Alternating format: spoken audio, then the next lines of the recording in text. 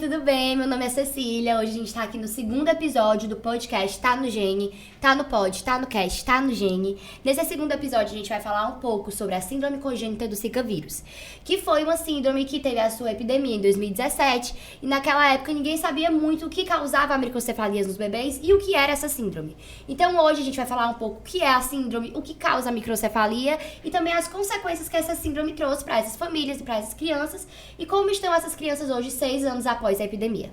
Oi, gente, meu nome é Vívia. Juntamente com a Cecília, a gente vai entrevistar a doutora Saile Cavalcante Kerbage, que ela é uma médica graduada pela Universidade Estadual do Ceará. Ela concluiu residência médica em pediatria no Hospital Infantil Albert Sabin. E o currículo dela é extenso, viu, gente? Eu vou falar aqui algumas funções em que ela atua hoje em dia. Ela é coordenadora médica da emergência do Hospital Infantil Luiz França. Ela é preceptora da residência médica e internata em medicina no Centro de Emergência do Hospital Infantil Albert Sabin.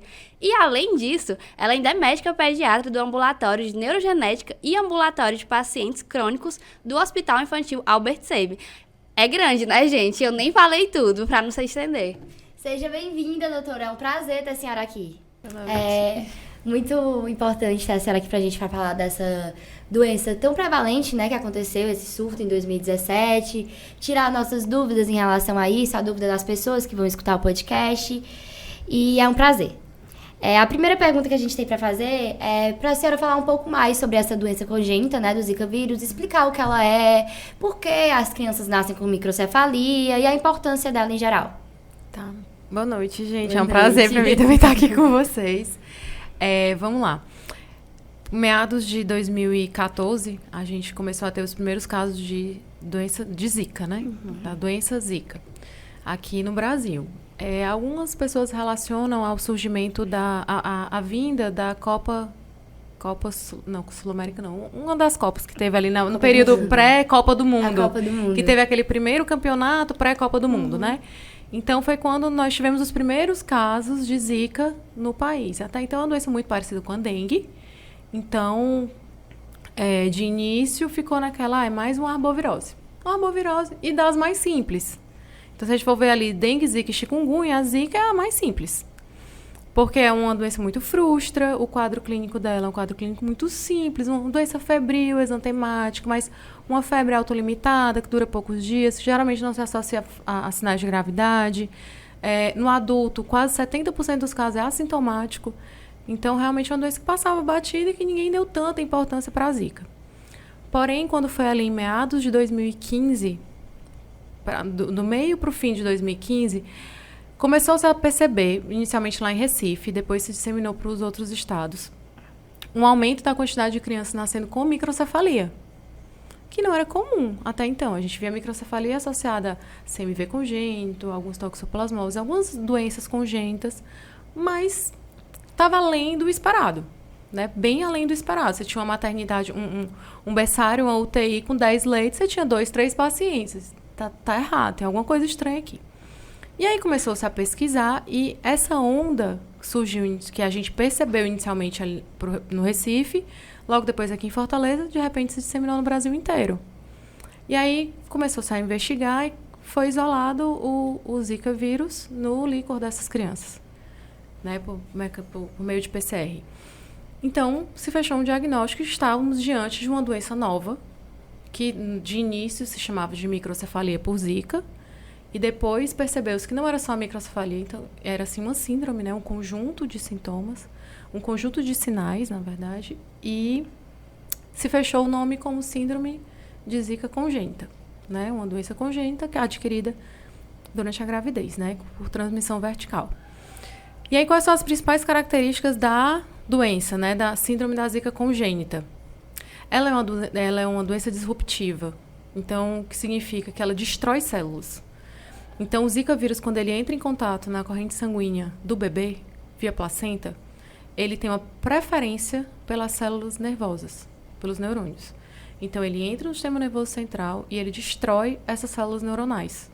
No que ele destrói essas células neuronais em um cérebro que geneticamente estava determinado a ser normal, o que a gente percebeu? Então, uma diminuição da massa encefálica como um todo, E nessa diminuição, começaram a surgir algumas características físicas que diferenciavam essa microcefalia de outras, como o desabamento da calota craniana. Então, era uma característica que a gente podia ver externamente. Eram bebês que, no lugar de ter a cabeça arredondadinha, eles tinham a cabeça desabada, né? Assim, literalmente como se tivesse arriado o crânio, a região superior do crânio, sobre a região inferior. Então, nós tínhamos um cérebro que era para ser grande, pequeno, num osso que era para ser normal, que era de tamanho normal, e no que esse cérebro começou a sofrer apoptose celular e destruição tecidual, esse osso arriou em cima do cérebro. Então, a gente tinha crianças com cavalgamento de suturas cranianas e um acúmulo de pele na região occipital, justamente por conta desse desabamento. Osso, pele, todo o tecido que está ali envolvido na formação da cabeça. Então, essa era uma das características principais que a gente via que diferenciava essa microcefalia da outra. E quando a gente via essa característica de cavalgamento craniano, desabamento de crânio, um cérebro pequeno, que para o diagnóstico a gente consideraria nas meninas abaixo de 31,9 centímetros e nos meninos abaixo de 32 centímetros, que é o desvio padrão -2 para o recém-nascido. Isso é recém-nascido a termo. Então, quando a gente via as características, que aí foi um boom na época, né? Toda microcefalia chamava a gente avaliava as características morfológicas, né? Via os dismorfismos que aquela criança apresentava. E uma delas, que chamava mais atenção, era essa característica do desabamento do crânio. E associado a isso, nós temos outros achados, né? Os achados de tomografia, a sorologia, que aí o padrão ouro para esse diagnóstico seria essa sorologia no líquor. Então, a doença tem mais ou menos essas características. E aí, ao longo isso no diagnóstico, né? E ao longo dos anos, a gente vem descobrindo a cada dia essa doença. E hoje a gente já percebe que não é engessada. Não são todos os pacientes que são assim. Nós temos um espectro. E dentro desse espectro da síndrome de Zika congênita, hoje a gente tem crianças com 7, 8 anos que falam, andam, frequentam escola, têm uma vida muito próxima da normal. E nós temos crianças que são encefalopatas crônicos muito comprometidos, dependentes de ventilação mecânica, de BIPAP, tudo. Então, bem comprometidos. Então, dentro desse espectro, do mais comprometido ao funcional, a gente tem várias crianças de várias formas clínicas diferentes. E, doutora, pelo que eu percebo, né, com o tempo, vocês vêm descobrindo novas coisas, né, em relação a essa doença. E, atualmente, como é feito realmente esse diagnóstico em recém-nascidos? Pronto, atualmente, toda criança que nasce com o percentil, com o desvio padrão abaixo, né, de -2, que é essa característica de ter o perímetro cefálico nos meninos menor do que 31,9, nas meninas menor do que 32, é indicado que seja coletado líquor. Nesse líquor é encaminhado para o laboratório para pesquisa de sorologias, que é o padrão ouro. Então, a gente faz a PCR para o Zika e faz outras PCRs, para CMV, para outras doenças congênitas, certo? Paralelo a isso, a gente precisa da neuroimagem, né? Então, em alguns lugares, a gente consegue ter ultrassom transfontanelar, que não é tão bom para isso, mas ele dá um norte. E o ideal é a tomografia de crânio. Na tomografia de crânio, a gente já visualiza as calcificações, que são calcificações mais difusas, diferente do citomegalovírus, que são calcificações periventriculares. Então, a gente vê calcificações difusas, vê atrofia cerebral, cortical e subcortical. Então, algumas características radiológicas que diferem de outras síndromes. E aí, juntando as características físicas, né, o dismorfismo, como eu mencionei mais cedo, com a sorologia e as características radiológicas, a gente fecha o diagnóstico. Aí, doutora, deixa eu perguntar, teria como diagnosticar essa síndrome de forma precoce? A melhor maneira é a sorologia materna, né? Então, se a mãe manifestando sintomas clínicos, dosar, ver a sorologia materna, né? Ver esses anticorpos maternos e, se possível, o PCR com isolamento do vírus. Porém, como é uma doença muito frustra, né, de sintomas muito autolimitados, que se passa por qualquer virose, passa por qualquer doença simples, assim, tem paciente que não tem nem febre com Zika, que é totalmente assintomático. Então, é mais difícil a gente chegar nesse diagnóstico precoce. Mas o mais precoce que a gente consegue após o nascimento, mesmo no pré-natal, o que a gente vê?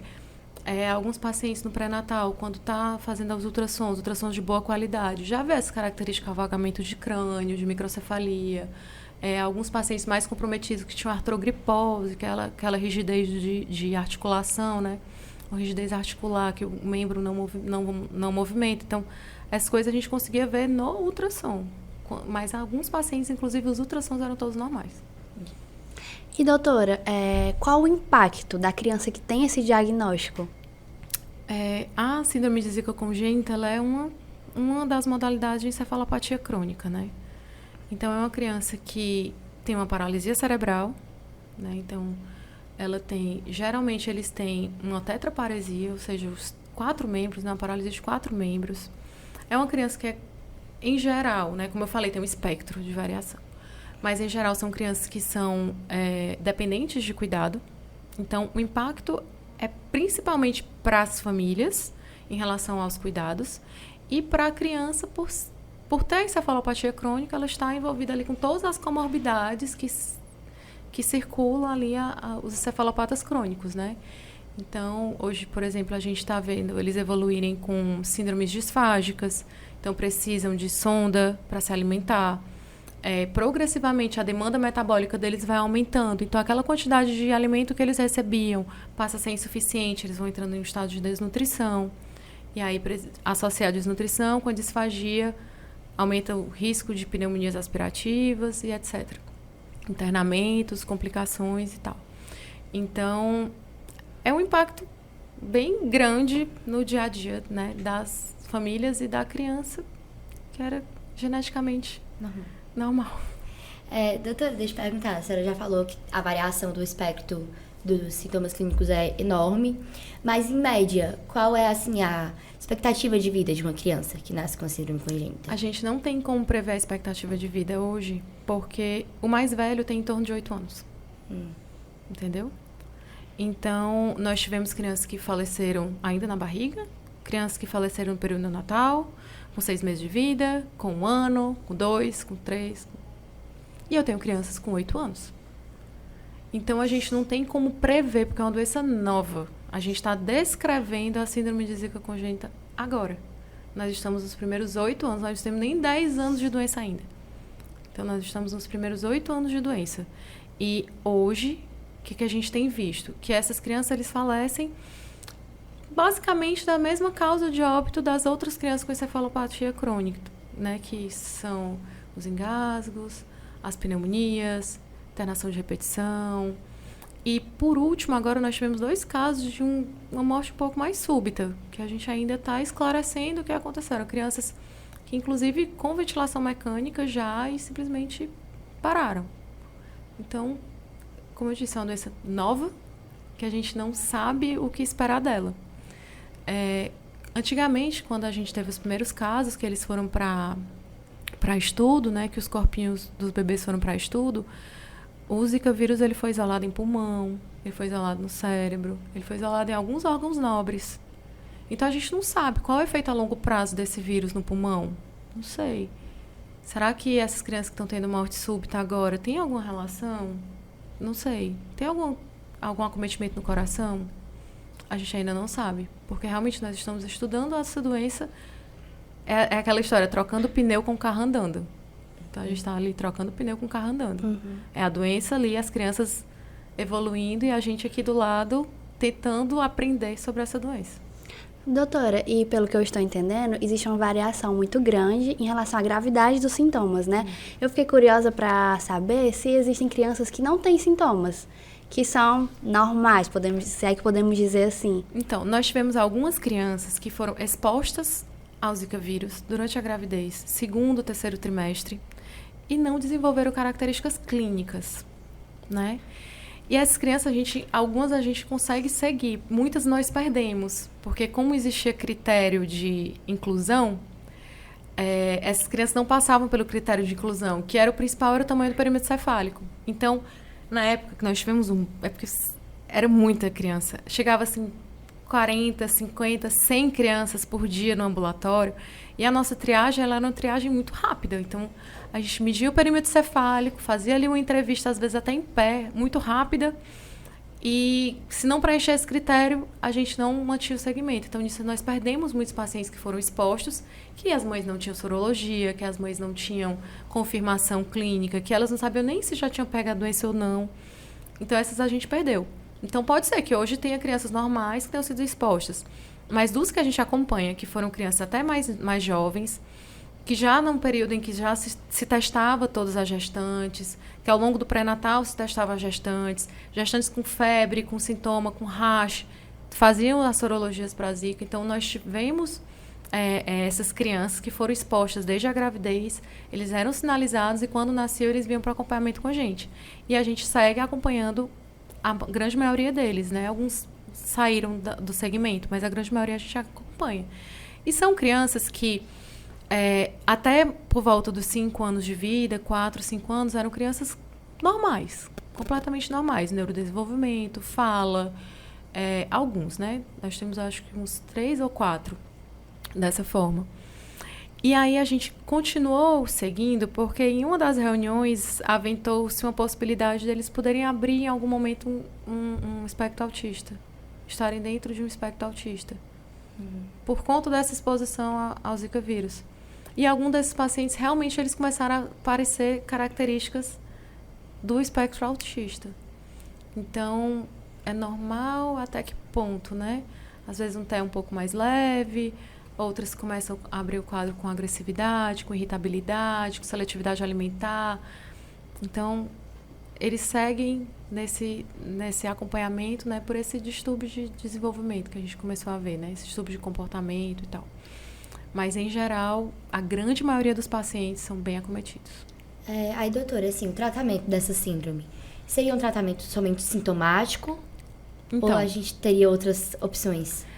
Como é uma doença disruptiva, em que houve destruição celular, a gente não tem como recuperar essa célula, né? E não existe um medicamento que combata o Zika vírus aí na gravidez, que impeça que ele contamine a placenta e contamine as crianças, né? Então, não tem um tratamento específico para curar essa doença. O que nós temos é a estimulação precoce, né? Que é a fisioterapia, fonoterapia ocupacional, que quanto mais cedo iniciar, melhor para o prognóstico dessa criança, porque a gente pega ali aquele período de plasticidade cerebral e tudo, em que a gente consegue ter um neurodesenvolvimento, alguma coisa de neurodesenvolvimento ali. E depois é um tratamento de suporte, né? Controle de sintomas, qualidade de vida e tentar adequar aquelas crianças a essa realidade, né? E toda a família a essa nova realidade. Então, são crianças que preenchem critérios para serem acompanhadas com equipes de cuidados paliativos, equipes multidisciplinares, porque são crianças que nasceram com doenças congênitas, com um acometimento severo e comprometedor da vida pelas comorbidades associadas a essa encefalopatia crônica. E, doutora, a senhora já comentou com a gente que realmente tem um impacto muito grande, né, na vida dessas crianças e da família também. Existe alguma rede de apoio, algum programa que auxilia a família nessa situação? Então, algumas mães fizeram uma associação, né? Elas têm essa associação de pais com crianças com síndrome de Zika congênita e elas se apoiam bastante nesse sentido, né? E alguns centros, né, em algum período, que eu não vou lembrar exatamente quando, mas foi ali por meados de 2017, se descentralizou a assistência a essas crianças. Então, aquela assistência que ela era muito centrada lá no Albert Sabin e em alguns polos de terapias, por volta dos 3 anos de idade deles, foi descentralizada. Então, eles ficaram a critério dos municípios e das grandes regiões. Então, hoje, o suporte que eles têm realmente é o suporte do Estado e dos municípios, né? O que o município consegue fornecer de terapias e etc. E o Estado. E todos eles têm porta aberta no nosso ambulatório, né? E eles seguem o acompanhamento no ambulatório. Aí, dentro do ambulatório da Albert Sabin, a gente consegue dar essa assistência com a pediatria, com a neurologia, com a genética. Tem um serviço social, tem psicologia, tem fonoaudiologia, então, para avaliação, né? Então, em relação à questão de saúde, o suporte deles é esse, né? E suporte social que eles têm o benefício, o BPC, né? E alguns que preenchem critério. E há alguns anos foi aprovada uma lei que essas crianças que foram acometidas e confirmadas que o acometimento foi pela síndrome de Zika congênita, eles passaram a ter direito à aposentadoria. Uma aposentadoria especial somente para crianças com esse diagnóstico fechado. Então, o suporte financeiro acaba vindo daí, né? O suporte social desses programas sociais e o suporte de saúde é o que nós temos lá no Albert Seib e nos municípios. E doutora, assim, a senhora disse que é uma doença muito nova, de fato é, né? A gente faz várias descobertas durante todo o ano, todo mês. Qual é a descoberta mais recente, assim, que se tem em relação a esse síndrome? A mais recente que a gente tem acompanhado, que também acontece em outros pacientes com encefalopatia crônica, mas que a gente tem visto com frequência um pouco maior comparado à população geral de encefalopatas, é a questão da puberdade precoce. E ainda não tem um padrão. Não são todos com puberdade precoce central, nem todos com periférica. Então, a gente tem ali uma frequência maior do que a esperada de puberdade precoce, né? E a gente ainda está avaliando essa disrupção, né? Essas síndromes disruptivas que eles sofreram, né? Essas lesões disruptivas. Acometeu o eixo hipotálamo-hipófise? Não sei. É uma outra causa? Tem alguma coisa ali em adrenal? Não sei. A gente realmente tem pesquisado. Nesse momento, assim, o nosso foco está sendo pesquisar em relação a isso. E outra coisa que a gente percebeu é que alguns medicamentos para controle de crise convulsiva, eles também podem induzir essa puberdade precoce. Então, eles também podem estar relacionados à puberdade precoce. Então, tem alguns fatores relacionados que podem estar sendo somados, né? Mas, de fato, e a gente está no limite, assim, porque eles estão perto de completar 8 anos, então o diagnóstico de puberdade precoce, os sinais têm que iniciar antes dos 8 anos, e agora eles já estão completando 8 anos, então a gente já está ali no limbo. O que deu para a gente investigar até agora está sendo investigado, né? Por volta de 1 ano de idade, que foi uma novidade também na síndrome, alguns pacientes desenvolveram hidrocefalia. Então, é comum que eles tenham uma hidrocefalia que a gente chama ex-vácuo, que é onde não tem tecido neuronal, tem água dentro do cérebro, né? Então, mas era uma hidrocefalia que não tinha pressão, assim, que não desenvolvia hipertensão. E aí, quando eles tinham ali por volta de 1 ano de idade, a gente viu que algumas crianças evoluíram com irritabilidade, com sonolência, com vômitos, com sinais de hipertensão intracraniana, que não era esperado. E aí foram, se não me engano, 9 crianças que chegaram aqui no Ceará, que chegaram a fazer válvula, DVP, e melhoraram absurdamente depois da DVP. Então, é isso. Ao longo dos anos, a gente vai vendo várias coisinhas que vão se associando a essa síndrome de comportamento um pouco diferente das outras encefalopatias crônicas, né? Agora, a gente está voltando nossas atenções, eles estão ali chegando perto dos 8 anos, a gente está voltando as atenções para a questão das bexigas neurogênicas, né? Que criança ali por volta 7, 8 anos acaba aumentando mais a frequência quando eles são encefalopatas crônicos. Então, estamos encaminhando eles já para os serviços de referência, já fazendo essa triagem prévia para evitar infecções urinárias de repetição. E as osteoporoses, né? Pacientes que são acamados, eles tendem a ter osteopenia, tendem a ter osteoporose, fraturas patológicas e etc. Então, ali também depois dos 5 anos de idade, a gente já começa a alertar, né, ficar em alerta para isso, e já estamos fazendo esse rastreio também da questão da osteoporose. Então, de novo, nós temos isso. E, doutora, a senhora vive essa síndrome, né? Atualmente, a senhora está sempre atendendo pacientes, e eu queria entender como é realmente esse atendimento, a frequência com que esses pacientes são atendidos, são vistos pela senhora. Desde que eles nasceram, né? Eu brinco que eu conheço eles desde que nasceram, literalmente. Porque tem paciente ali que chegou com 1 dia de vida, com horas de vida, com... Gente, vocês não têm noção. Eles botavam nas ambulâncias do interior e traziam pra cá. Era um negócio, era surreal, assim. Então, eu literalmente conheço eles desde que nasceram. E a grande maioria, assim, conheço pelo nome do pai, nome da mãe, porque realmente são 8 anos, quase 8 anos já de convivência, né? Então... E ao longo do tempo também muita coisa foi mudando nesse segmento. Eles brincam que a única coisa que não mudou foi o acompanhamento com a doutora Saile. Porque eu sou a única que sigo lá, toda quarta-feira de manhã estou lá. Então, hoje, como é que está sendo? Eles passam nas quartas-feiras de manhã, né? Passam com pediatria, às vezes passam com pediatria genética e sempre com neurologista, né? Pediatria e neurologista. E aí, esse acompanhamento, ele varia nas crianças que são acometidas pela síndrome, né? De 3 a 4 meses. E nas crianças que não têm nenhum dano neurológico importante, nas crianças que são mais rígidas, a gente acompanha a cada 6 meses, alguns até a cada ano. Né? Mas para esse controle de sintomas e do padrão da doença, né? De como que ela está se manifestando. E aí, o ideal era que as crianças tivessem físio, fono e TO, né? Contínuo, fisioterapia respiratória e motora. Mas não é bem a realidade que a gente encontra hoje no estado do Ceará e no Brasil como um todo, né? Nós temos carência de profissionais, principalmente nos interiores. E nós temos muitas crianças que são do interior. Muitas. Assim, a população carente, ela foi bem acometida. Então, o segmento da gente acaba sendo esse, né? É o que a gente consegue. Uma vez por ano a gente tenta fazer os mutirões, que antes era bem certinho todo ano. Mas depois da pandemia a gente não conseguiu mais ter com essa frequência. A gente fez um agora, em novembro.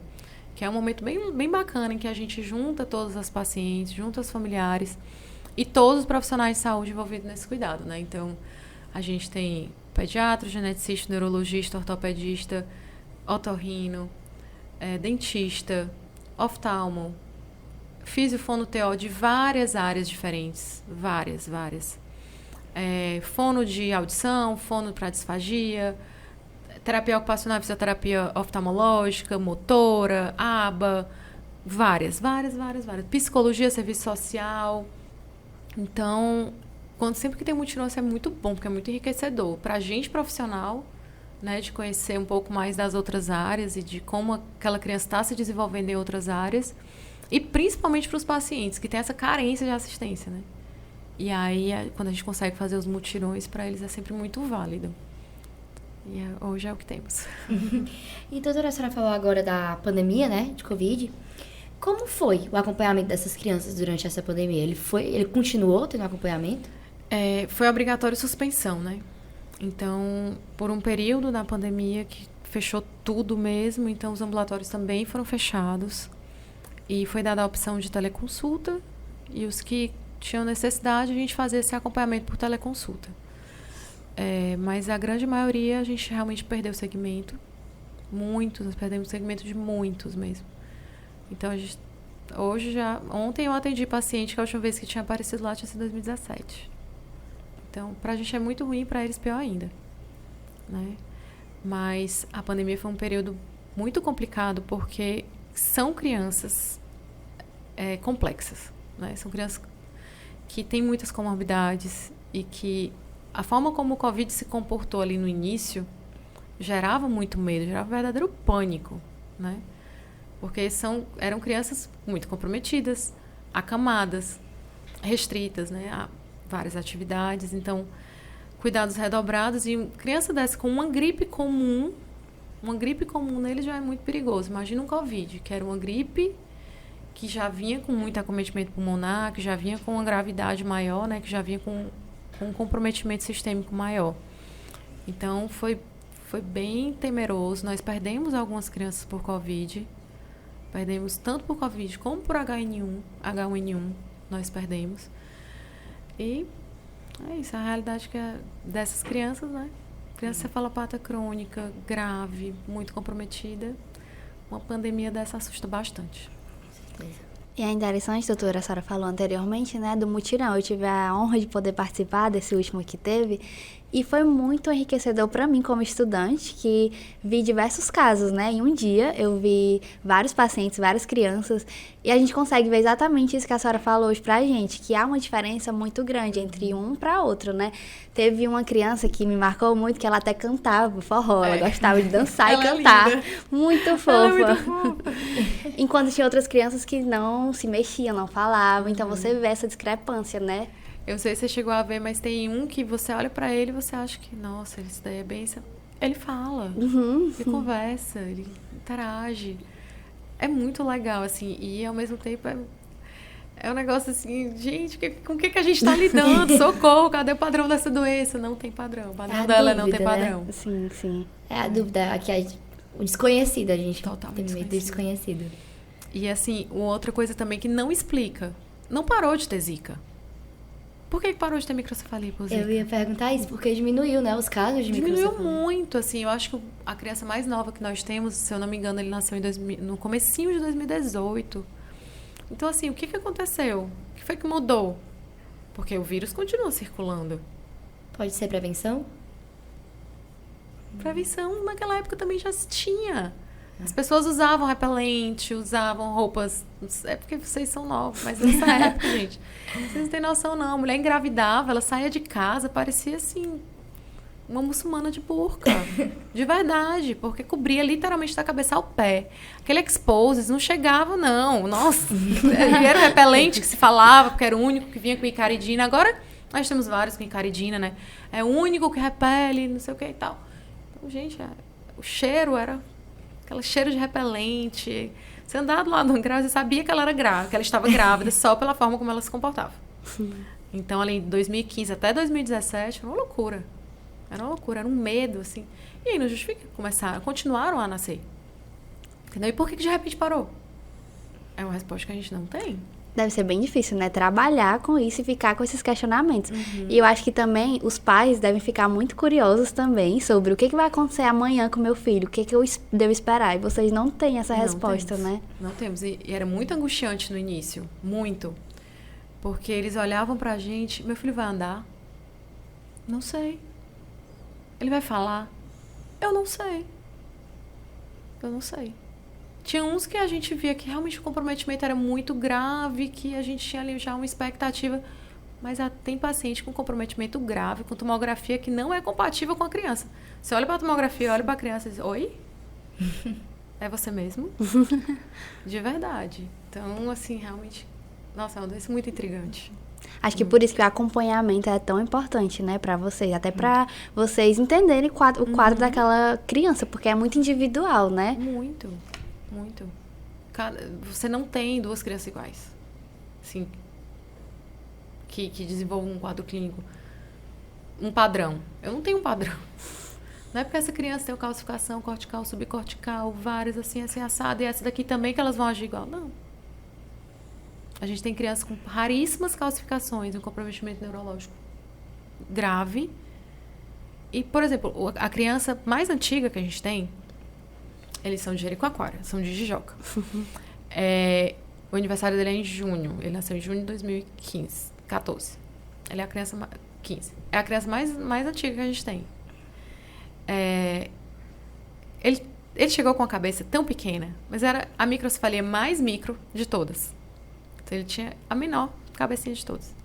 Ele frequenta escola. Ele não anda, né? Ele não anda, ele não fala. Ele frequenta escola, ele interage, ele é super espertinho. Então, você vai olhar assim, qual o padrão, gente, dessa doença? E tem paciente que tinha um aparelho encefálico normal a nascer, que já foi a óbito. Entendeu? Então, não tem padrão. Padrão dessa doença não tem padrão. E em relação, assim, no Brasil, o Ceará pode-se dizer que foi o estado mais acometido? Não. Não? A gente se comparou muito a Recife, né? Em quantidade de casos ali, os dois tiveram entre 200 e 300 casos. O Recife um pouco mais. Não sei se porque eles tinham maior facilidade de diagnosticar, né? Principalmente a questão das sorologias, que aqui a gente tinha muita dificuldade de conseguir sorologia. Os líquors tinham que ser mandados para fora. Então, ou ia para Recife, ou ia para Belém, alguns para São Paulo. Então, a gente tinha muita dificuldade de fechar diagnósticos. Lá eles tinham uma facilidade um pouco mais. Então, e tinham mais ambulatórios porta aberta. Então, alguns pacientes do interior não chegaram para a gente. Né? Ou ficaram nos seus interiores, ou simplesmente se foram ali nas maternidades e a gente não conseguiu diagnosticar. Mas Ceará e Recife ficaram, assim, bem próximos. E era um negócio que intrigava muita gente. Por que o Nordeste? Por que tantos casos no Nordeste? Se o número de casos de Zika nem era assim tão expressivo no Nordeste comparado ao restante do Brasil. Né? A Zika, na época que apareceu, ela apareceu no Brasil inteiro. Né? A região Sudeste teve muitos casos. Na região Nordeste também. Mas por que a região Nordeste tinha tanto caso de microcefalia? Tem alguma relação com o clima, com a alimentação, com alguma característica socioeconômica? a gente também não tem essas respostas. Doutora, e hoje, por não ter tantos casos novos, a senhora acha que foi deixado um pouco de lado essa síndrome? Foi, a gente sente que caiu um pouco no esquecimento, sabe? As famílias também sentem muito isso. A gente ouve muitos relatos assim, de família dizer assim, na época que surgiu a doença, todo mundo se interessava pela gente, pelos nossos filhos. Agora, sabe, de mídia, de assessoria mesmo, de suporte social, as terapias. Então, ali até os 3 anos de idade, que ele estava em foco, nossa, tinham tudo. Agora, a gente vê realmente assim, virou uma doença como outras, né? Que teve ali um alarde inicial e agora veio o Covid e acabou. Esquece. Tem outras na frente. Tem outras prioridades. Outros assumiram esse protagonismo, né? E é isso, né? A saúde é isso, é cíclica. Então, muito obrigada, doutora. Foi um prazer ter a Nada. senhora aqui. Eu adorei a nossa conversa, eu aprendi realmente muito sobre. Bom. E tô saindo também com muitas dúvidas. Mas assim, quando a gente tá diante de uma doença nova, você não consegue explicar tudo. Talvez ao longo dos anos aí a gente consiga explicações, talvez não. O que me deixou mais intrigada, vou ser sincera, foi o fato das microcefalias terem diminuído bastante. Foi o que me deixou mais intrigada. Só que não tem explicação, Não né? tem explicação. Então, mas muito obrigada pela sua participação. A gente está muito feliz de ter a senhora aqui, de poder compartilhar também sobre essa doença no Instagram, no Spotify. E obrigada por ter tirado o seu tempo da sua rotina tão corrida para vir aqui falar com a gente. Nada, eu que agradeço a oportunidade, gente. Se precisarem, tiver alguma dúvida, tô à disposição. Eu também quero agradecer muito, doutora. Foi uma honra entrevistar a senhora. Eu tenho desde certeza. Desde o primeiro semestre. Desde o primeiro semestre que eu conheço a doutora. Ou seja, se tornou mais ainda especial, né? E eu tenho certeza que muita gente vai ter acesso a esse podcast e vai se informar. E eu acho que, pelo menos pra mim, a sensação é de querer entender mais, de querer saber mais e de querer participar, de ajudar de alguma forma. Espero. Espero que estou à disposição para que eu puder ajudar você. Obrigada. Obrigada, doutora. Esse foi mais um episódio de Tá no Pod, Tá no Cast, Tá no Gene. E aí, galera, esse foi o segundo episódio do Tá no Pod, Tá no Cast, Tá no Gene!